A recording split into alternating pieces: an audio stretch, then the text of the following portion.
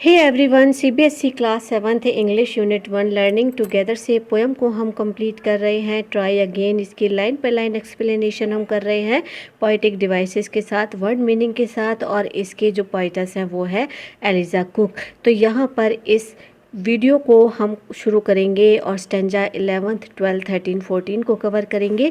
हमने ये स्टैंजाज अलग अलग वीडियो में कवर किए हैं क्योंकि हम इसको बहुत डीपली आपको समझा रहे हैं, वीडियो लंबी ना हो जाए, इसी वजह से हमने ऐसा किया।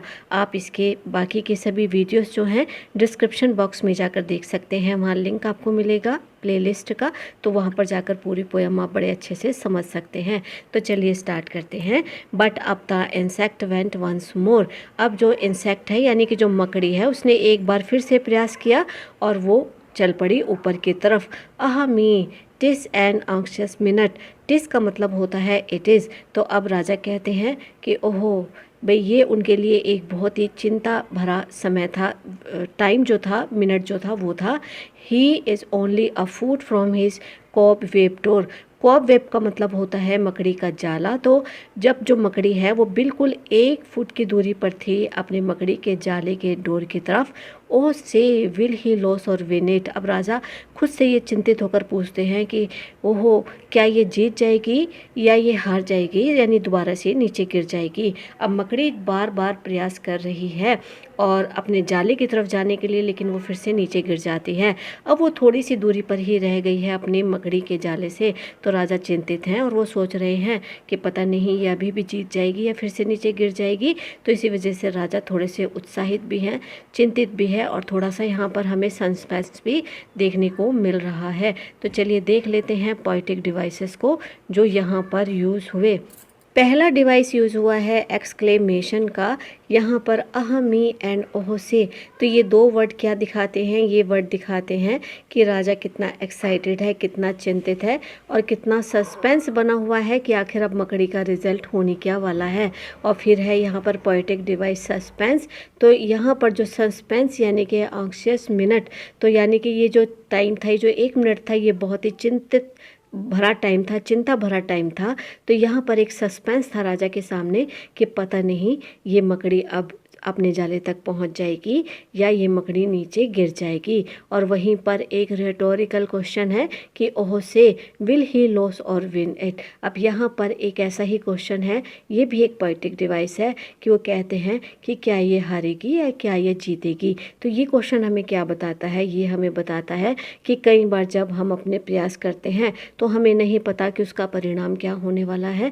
हम लगातार संदेह में भरे रहते हैं कि इसका रिजल्ट क्या होगा, क्या मैं पास हो जाऊंगा, क्या मैं फेल हो जाऊंगा, क्या मैं 100% मार्क्स अचीव कर लूँगा या मैं 80% करूँगा, या इसका रिज़ल्ट क्या होगा, पता नहीं अच्छा होगा या बुरा होगा। तो इस तरीके से जो क्वेश्चन होते हैं ये हमेशा जो दुविधा भरे क्वेश्चन होते हैं स्टूडेंट्स, ये भी एक पोएटिक डिवाइस में आते हैं। और इन लाइन से जो यही दुविधा दिखाई जा रही है राजा ब्रूस की कि अब वो बड़े चिंतित हो गए क्योंकि वो बार बार मकड़ी के प्रयासों को देख रहे हैं और वो खुद भी अब ये चाहते हैं कि अब वो जीत जाए। और इसी वजह से वो जो 1 मिनट था उनके लिए बड़ा ही बहुत ही चिंता भरा समय था कि पता नहीं है भगवान ये मकड़ी जाले तक पहुंचेगी या ये दोबारा से नीचे गिर जाएगी। तो चलिए देख लेते हैं अब हम इसके अगले स्टैंजा को कि वो क्या कहना चाह रहा है। Steadily steadily inch by inch higher and higher he got. Steadily, steadily का मतलब होता है बराबर और लगातार। इंच बाय इंच का मतलब होता है 1-1 इंच के साथ। तो धीरे धीरे 1-1 इंच के साथ बराबर लगातार प्रयास करते हुए वो ऊंचाई तक पहुंच गई। And a bold little run at the very last pinch. Pinch का मतलब होता है कि एक विशेष पल या परिस्थिति, और बोल्ड का मतलब होता है साहसी। Put him into his native coat. अब क्या हुआ कि जब बिल्कुल लास्ट पल पर वो पहुंच गई तो उसने एक बहुत साहस भरी छलांग लगाई अपने जाले की तरफ और आखिरकार वो अपने घर तक पहुंच गई। नेटिव कोट का मतलब होता है कि उसका छोटा सा जो घर है वो वहां तक पहुंच गई। तो यहाँ पर क्या पता चल रहा है कि धीरे धीरे इंच बाय इंच बढ़ते बढ़ते बढ़ते बढ़ते आखिर में वो मकड़ी अपने जाले के करीब पहुंची और फिर उसने एक लास्ट अटेम्प्ट किया, एक साहस भरी उसने छलांग लगाई और अपने जाले तक पहुंची। तो ये पद हमें क्या बताता है? ये हमें बताता है कि अगर हम छोटे छोटे कदमों के साथ भी अपनी सफलता की तरफ आगे कदम बढ़ाते हैं तो एक न एक दिन हम जरूर सफल हो जाते हैं। तो चलिए देख लेते हैं पोएटिक डिवाइसेस को। तो यहाँ पर रिपीटिशन पोएटिक डिवाइस यूज़ हुआ, जैसा कि आप देख सकते हैं strictly strictly, inch by inch, higher and higher. तो ये जो शब्द हैं ये बार बार रिपीट हुए और ये लगातार होने वाले प्रयासों को बता रहे हैं कि धीरे धीरे लगातार एक एक इंच से वो आगे बढ़ती चली गई, ऊंची और ऊंची वो आगे ऊपर चढ़ती चली गई। अब जो अगला डिवाइस यहाँ पर यूज़ हुआ वो हुआ एलिट्रेशन। एलिट्रेशन वो डिवाइस होता है स्टूडेंट्स जहाँ पर एक ही लाइन में एक ही साउंड के वर्ड बार बार आ जाते हैं, जैसे कि स्ट्रीटली स्ट्रीटली, यहाँ पर एस का साउंड बार बार रिपीट हुआ। इंच बाय इंच, यहाँ पर आई का साउंड बार बार रिपीट हुआ। हायर एंड हायर में यहाँ पर एच और एच का साउंड रिपीट हुआ। और हिम इनटू हिज, यहाँ पर हिम में भी एच और हिज में भी एच, तो यहाँ पर एच का साउंड बार बार रिपीट हुआ। तो इसी वजह से हम कह सकते हैं कि यहाँ पर एलिट्रेशन डिवाइस है। फिर यहाँ पर जो डिवाइस यूज़ हुआ वो हुआ इमेजरी, यानी कि हम कल्पना कर सकते हैं कि जो मकड़ी है धीरे धीरे ऊंची ऊंची चढ़ती चली गई और जब वो आखिर विशेष पल पर पहुंची तो उसने एक ऊंची छलांग लगाई और अपने जाले तक पहुंच गई। तो हम पूरी कल्पना कर सकते हैं कि मकड़ी किस प्रकार से अपने जाले तक पहुंच सकी। तो इसी वजह से हम कह सकते हैं कि यहाँ पर इमेजरी डिवाइस भी यूज़ हुआ।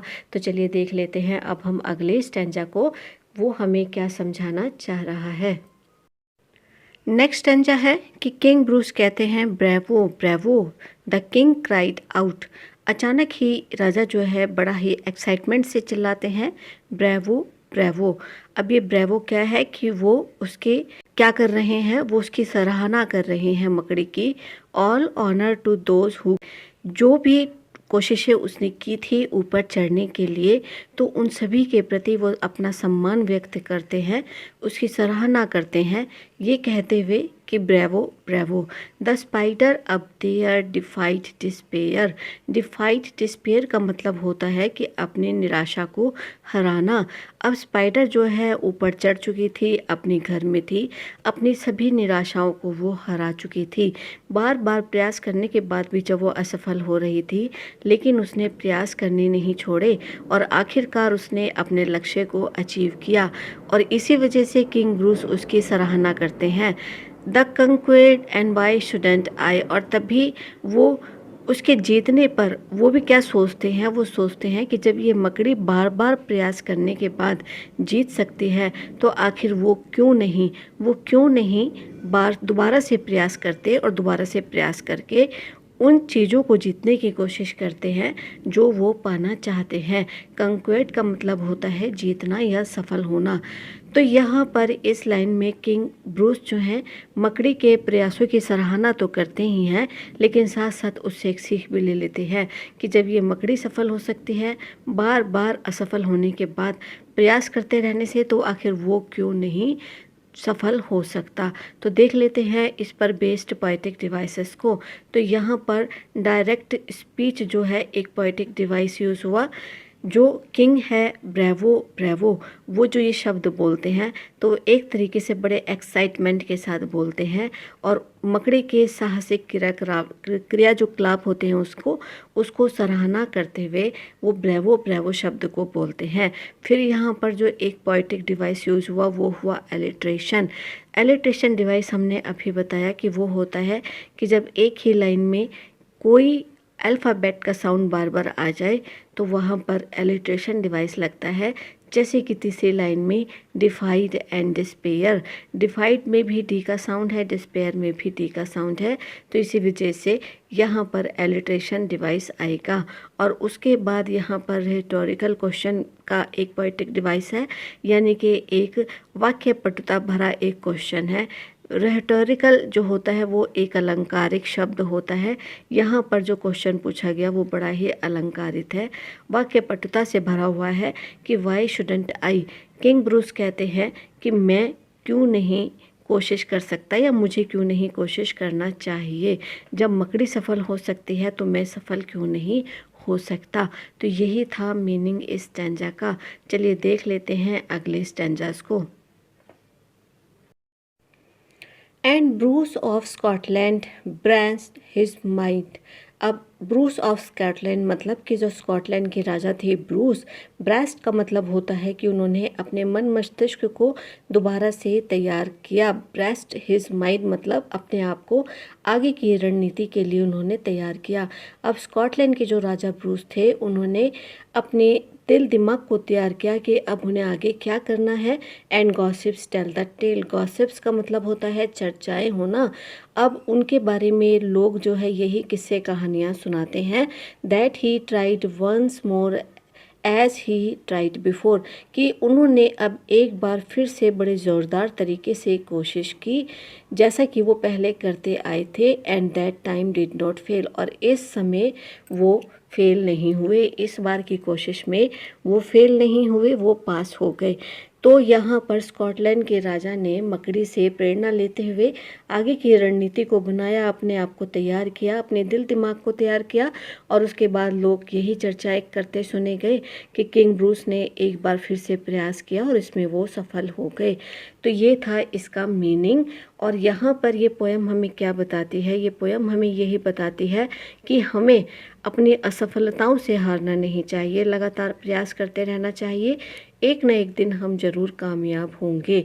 देख लेते हैं पोएटिक डिवाइसेस को। तो सबसे पहले यहाँ पर पोएटिक डिवाइस है मोरल टोन, यानी कि ये जो पोयम है हमें दृढ़ता पर अडिग रहने के लिए एक तरीके से अब मोरल वैल्यू प्रदान करती है। हमें ये शिक्षा देती है कि हमें पूरे दृढ़ निश्चय होकर अपने लक्ष्य प्राप्ति की तरफ कदम आगे बढ़ाने चाहिए। यहाँ पर जो अगला डिवाइस यूज़ हुआ वो हुआ एलिट्रेशन। दूसरी लाइन में आप देखिए कि टेल द टेल, यहाँ पर टी का साउंड जो है वो बार बार रिपीट हुआ, 2 बार रिपीट हुआ। टेल में भी टी आया और टेल में भी टी आया, तो इसी वजह से हम कह सकते हैं कि यहाँ पर एलिट्रेशन डिवाइस भी यूज़ हुआ। तो स्टूडेंट, उम्मीद है ये पोयम आपको बहुत अच्छे से समझ आई होगी। इसके सारे के सारे वीडियो चैनल की प्लेलिस्ट पर हैं। डिस्क्रिप्शन बॉक्स में भी आपको लिंक मिल जाएगा, वहाँ पर जाकर आप इस पोयम से संबंधित सारे वीडियोस को देख सकते हैं और बहुत अच्छे से इसको तैयार कर सकते हैं। अगर वीडियो आपको समझ आया तो इसे लाइक, सब्सक्राइब और कमेंट ज़रूर कीजिए। नोटिफिकेशन बेल को ज़रूर प्रेस कीजिए ताकि आने वाला हर वैल्यूबल वीडियो आप तक पहुँचे। मिलते हैं हम आपसे अपने नेक्स्ट वीडियो में। Till then keep watching, stay connected. Thank you.